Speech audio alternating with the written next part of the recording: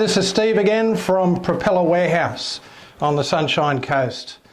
So today we're talking, as a continuation of sail drive and yacht propellers, we're talking about the Kiwi feathering propellers in particular, and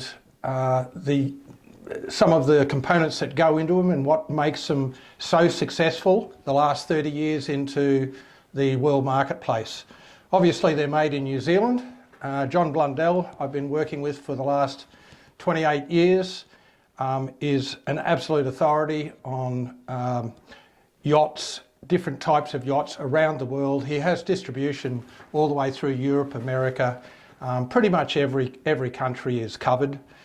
And we in Australia tend to sell a lot more feathering propellers for cruising cats, because obviously cruising cats, there's a lot more in Australia per capita than the rest of the world. Obviously in America, a lot of production boats are shaft drives. So the Kiwi feathering propeller does come out in shaft drive and sail drive type formats. This is a shaft drive nose cone, and this is a sail drive nose cone, of which there's two types, Volvo and Yanmar. So the reasons they're so successful is simplicity. That's the very first thing. Each of the blades, this is the K3, which is probably 80% of all the total sales. A 3-blade K3 Kiwi prop is typical in different diameters, from 14-inch through to 18-inch approximate diameters to suit 22 horsepower all the way through to 50 horsepower, and just on that 50 horsepower range. Once you get up into the larger engines that are generally turbocharged, you end up with the K4 series. Affordable is the name of the game in this sort of scenario for a cruising yacht. Feathering propellers normally will give you at least another knot of speed or 1 nautical mile of further reach from a cruising situation.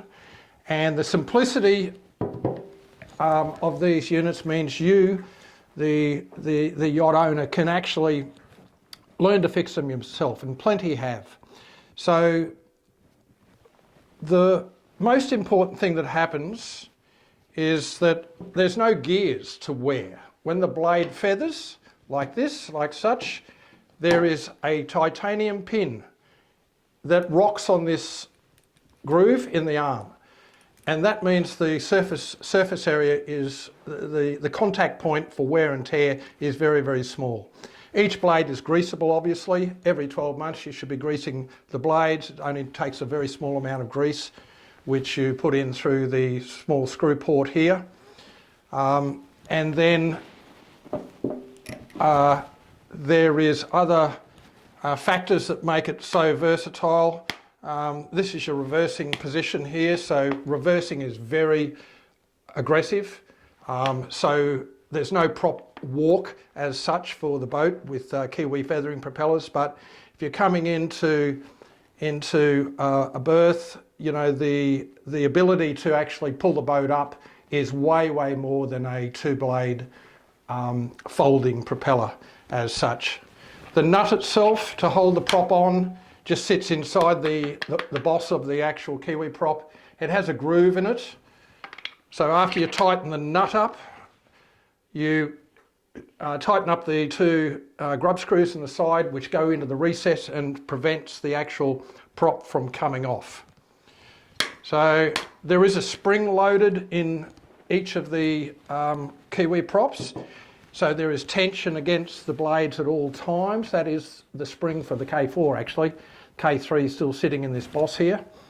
All of the bosses are these days stainless steel. This is an old boss I'm just showing you for you know, want of sort of explaining how they go together. It's not too bad. So if somebody turns up with a bucket full of components for a Kiwi prop, I can explain very easily how it is you put them back together.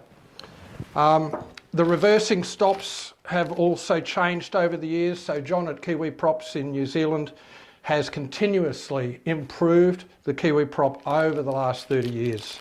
So there are larger reverse stops available these days for the later model ones. And also John has improved the blade design with a little bit more feathering to prevent flutter of the blades in surfing conditions in high winds. And pretty much the blades have been improved also with a stainless steel stopper here to stop gouging of the actual blades, which are made from DuPont Zytel. DuPont Zytel. I'll get my tongue around that one. The blade material has never changed in the last 30 years, testimony of the right product at the right time. There are many distributors. You're always welcome to go to Kiwi Prop New Zealand website, and if you're from another country, and John's more than helpful in assisting any yachtsman anywhere in the world.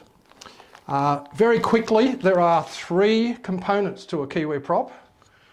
It's a bit greasy, this one. I'm not going to pull them all apart, but there's a centre boss, which has got the shaft or the spline in the case of a sail drive, the arm bodies, and this little crown, 3-tiered crown, which has got a couple of positions to work to.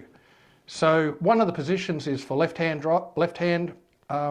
sail drives, for example, and the other position, if you put it into the other position when you're reassembling it, it can be for standard right-hand rotation that you find on pretty much all shaft drives. So the only wear components out of the whole assembly, because every part of those assemblies is a precision fit, and I mean a precision fit. They're beautifully machined, and these special washers, for want of a better word, are made of quite an expensive material that helps to stop stainless steel to stainless steel interference and wear, and insulates it to a certain degree. So they're the only 2 components that need replacing, generally about every 4 or 5 years, something like that. So I've been selling these for the last 27, 28 years exclusively in Australia, and we have got a pretty good following for Kiwi feathering propellers, because the cost is affordable. Even the rebuild costs are affordable compared to what else is out there, the Gories, the Maxes, and all the other brands.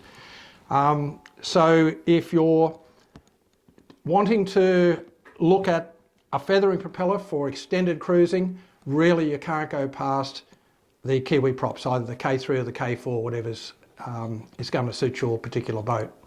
Thank you for watching this presentation on Kiwi feathering propellers, and I look forward to answering any questions you might have. Just email me, steve@propellerwarehouse.com.au.